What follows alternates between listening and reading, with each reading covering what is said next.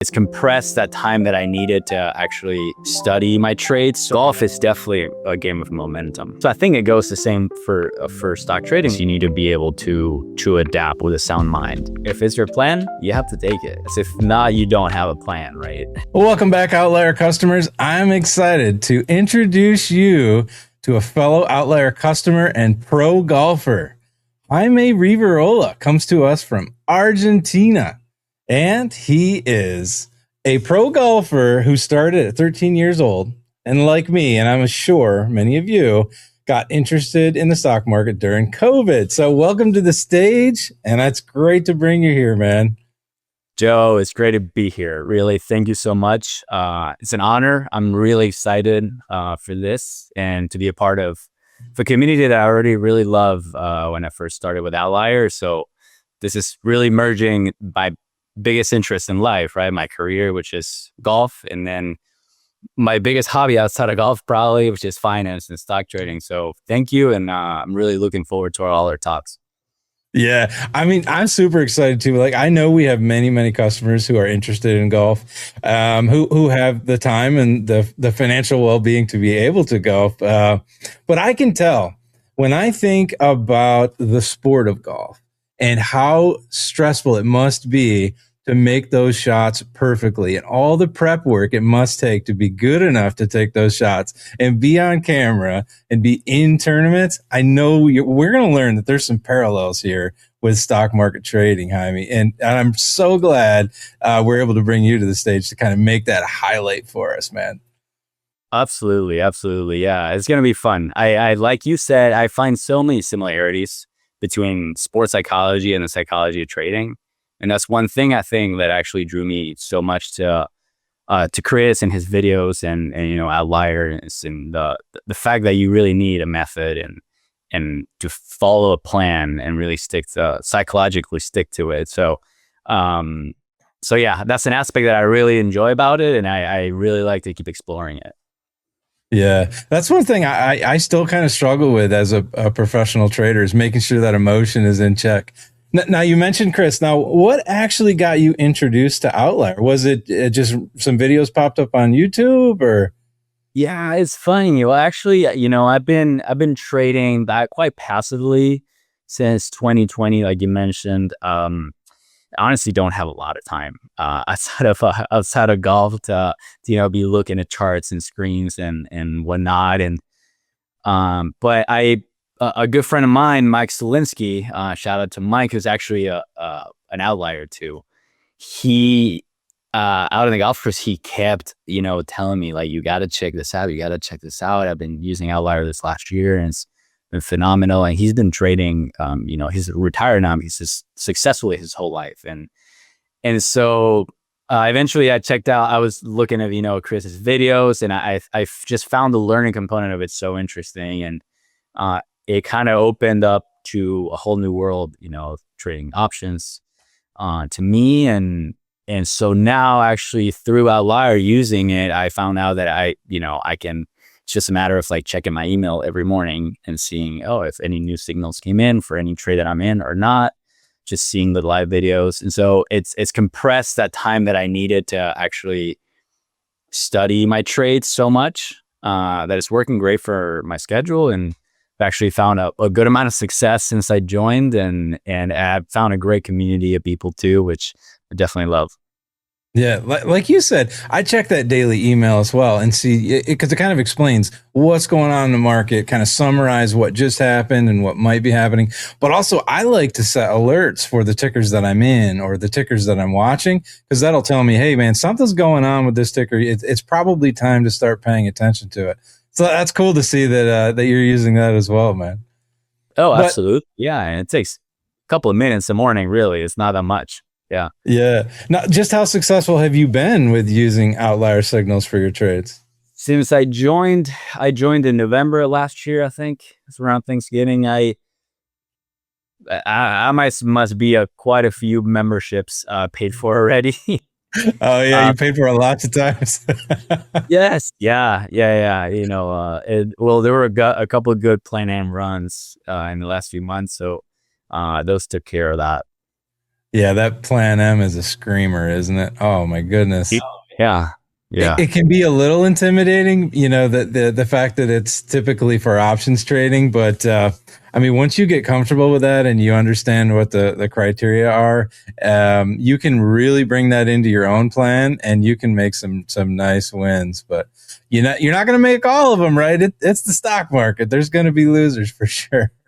Yeah. Yeah. Yeah. That's a big component of it, an important part of learning the psychology of it. And that's one of the biggest similarities I find to the world of sports too, and golf, um, golf in particular.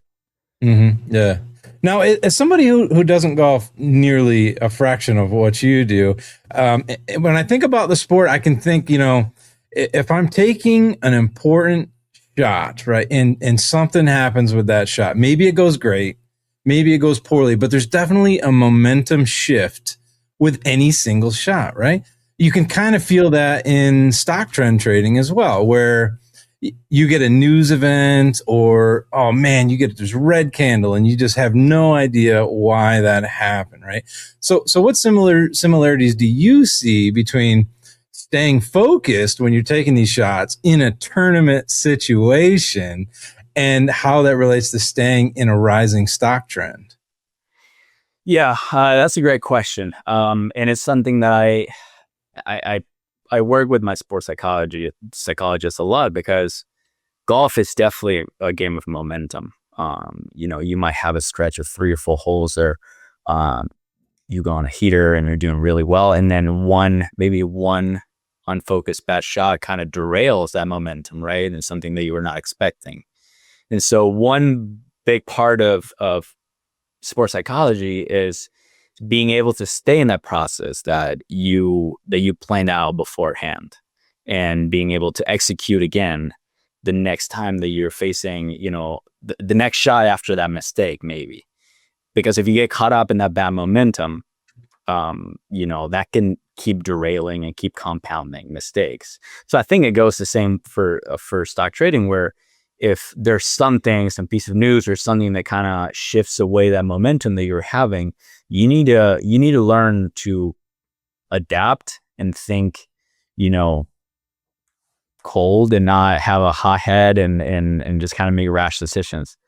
And I think there's a lot of similarities there, where in high stake, high pressure situations, you need to be able to adapt with a sound mind. Mhm. Yeah, and I find that when those exit signals come, it can really feel like a high stress situation, because if you're on a green candle, you're thinking, "Oh man, this thing's going to keep running even though I have my signal. I know I should take it. Oh, I don't want to, right? If the price is going up and I want the price to go up because I'm buying a long call, for instance, it is so hard to take that signal, man." I know, but if it's your plan, you have to take it. Yeah, Like I said, exactly. Chris says, if not, you don't have a plan, right? Mhm. Oh, no Um, truer words have been spoken, man. That's for sure. yes, yeah, Yeah. And as you mentioned, there's so many parallels with emotion, right? And so it yeah, makes me wonder, how has your experience with tournament golf helped you avoid emotional decisions when trading stocks? yeah. So, one big part of really any sports, and this I draw from other important figures in sports. For instance, I remember Nick Saban, you know, really pounding on the idea of staying in the process, and all they're focusing is on their process and non results. And so I think, to your question, one important part is staying true to your process and having that be your win, right? And so, like, instead of tying the result to a win or a loss, tying your win or your loss against how truthful you're staying with your plan and with your process, and really focusing everything on your process. That's one of the things that I work on the most, is really not getting carried away emotionally by a result of a shot or a round. a miss, because that's out of your control, really. But what is Mhm. in your control is the process. That's what you can really focus on, and where you're going to get your wins, whether you stayed focused and committed in your process. It takes a lot of practice, and I can see that in the world of trading too, where, a lot of people will like design a plan and want to stay in the process, but then for whatever factor, they wake up and everything's in the red, and they're like just panic and press that panic button, and then you're not staying to true to your process, and then you're acting out of results. And I think that's where people make the biggest mistakes, especially in the long run. Which, if this is a long run game and you have tested results, um, it doesn't really end up working out. Yeah.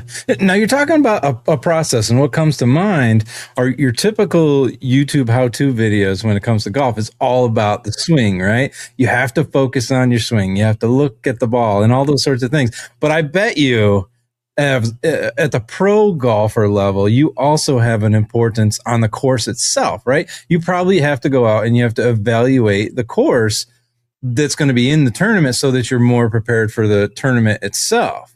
So I'm wondering, are there similarities to how you evaluate a stock before entering a rising trend, much like you have to evaluate the course as a pro golfer? Absolutely. So whenever I travel to tournament weeks, many times you already maybe know the golf course, and so we'll have a yardage book, what's called a yardage book. And it's basically like a template of every hole in very high detail with yardages and on scale measurements. And so you can make all kinds of notations for yourself. And, that's where you kind of plan out your strategy according to, well, where is the pin going to be tomorrow? Where's the pin going to be on Sunday? What is the hardest or the easiest pin on this green? And now you go hole by hole. And so you develop a strategy as of, okay, like, I'm going to go out today and I'll hit it in these places where this pin is over here, because you have water on the left and I don't want to go left, and that's a penalty stroke. And you have to stay disciplined to that plan, right? That you set up for yourself. And so there's a lot of studying and analysis and statistical analysis for golf when it comes to preparing for a golf round. Because you can also draw from your own statistics, for shot dispersion, shot shape, distances, and whatnot. And so I found that when preparing to entering a trade in a specific stock, you have a lot of these components too, where, okay, you're looking at the historic data of the market, the sector, and the stock. And then you will also plan, well, when to get in and when to get out, right? And you have to follow that plan. Now, in the middle, there might be stuff that happens that are within your plan to pull out, right, or to roll, for instance. So I think it's definitely very important to have a strategy on place, but also be able to know how to adapt against certain situations that might arise. That's really interesting. Like when you were describing that, I was thinking about the process of journaling trades, right? Like when you get into a trade, what told you to get in, and then what told you to get out? Like, for instance, what were your exit signals? What was the reason that you got out of a trade? Do you do something like that when you're at a course that you're probably going to go to the next time? You mentioned the holes are probably in a different place each time you play it. Is there a journaling process related to pro golfing? Yeah, so a lot of people do their own journaling, and there's also what we call so you have like strokes gained analytics, which is just a huge database of the PGA Tour, all the tours like keep. And so you can see historically to certain pin placements on different greens on different golf courses, of all the players that play there, what is the scoring average from the different sides of the green going into that pin. So for instance, if you miss on the bunker left when the pin is close to the bunker, 10% of players have gone up and down, which means they gotten 2 strokes from there. So that means like hitting in there is really bad, because you're gonna save par 1 out of 10 times. That's if you're playing at a PGA Tour level. And so in that way, you can draw from historic data for really like any kind of situation around a specific green and say, well, I got to play my cards right. If I want a chance at birdie or I want to avoid bogey, I have to hit it here and I cannot miss it here. And so that helps you strategize a lot. And there's certainly a lot of data to pull from in golf now in this modern age, just like there is with Outlier. And, and you just, it's all about learning how to read that data, right? Yeah. Yeah. Wow. So many parallels. I mean, you've even mentioned things that didn't come to my mind when I think about the sport of golf here. So if someone is interested to reach out to you, I noticed that you have an Instagram page, right? And here you are carrying this massive trophy right at the middle picture here. What's the story behind that trophy, man? That was my first big win in professional golf, the Brazil Open, which was a part of PGA Americas, which is right below PGA Tour, and that was in 2022. So it was a very special moment because it was my first time really pulling through a moment of high pressure, and really trusting myself and my golf and really trusting my strategy and what I came that week to do, right? Because in the middle, it wasn't a perfect 4 rounds, and certainly the last round wasn't perfect at all. I missed some shots here and there, but I stayed, true to my process and be confident on that. Whatever decisions I was going to make, it was going to turn out to the best, even if I won or not. But that was going to be my best result I could do. And yeah, I think it's taught me a lot, that experience, being under a lot of pressure and still needing to execute to the best of my ability. And it's certainly a lot of experience that I keep carrying forward in my career and in other parts of really my life. Yeah, awesome, man. Like I'm hoping that you would be interested in doing some future videos, Jaime, because there's so many parallels here, and I think we could learn a lot about your process. That for instance, you probably practiced nearly every day on the course and practice your swing, and then you started practicing your review of the course itself, like you were mentioned, and then you probably realized there's all this data out there about these courses, and like you said, the statistics of if you land here or land there, that we could really mesh into our trend trading strategies as we develop our personal plans, right? So I'm curious, would you be interested in coming back for some future interviews and breaking down maybe a tournament mindset alongside a real trend trading setup? I would love to. Yes, Joe, absolutely. Yeah, like I said, these are 2 topics that I love going on and on and on about. And so, yeah, I would love to invite anyone really interested in golf or not, or really wanted to discover more about this world and keep talking about this. I would love to maybe even have some giveaways for, some Outlier customers that want to, get maybe shirts or hats or maybe even a round with me. That could be fun to do if anyone is in the Atlanta area, which is where I live. All sorts of things. So I would love to keep going with these talks. Very cool, man. Absolutely. Yeah. So any outliers watching, make sure you put in the comments that you're interested in maybe meeting up with Jaime someday, and maybe we will have some sort of giveaway like that, man. That's really excited. So everybody stay tuned. We'll have some more videos with Jaime, and we will talk about how golf and stock trading are related, and certainly how to further hone your skills to control your emotions and take those exits when they come. Thanks again, Jaime. And I look forward to the next one. Thank you, Joe. I'm really looking forward to it too.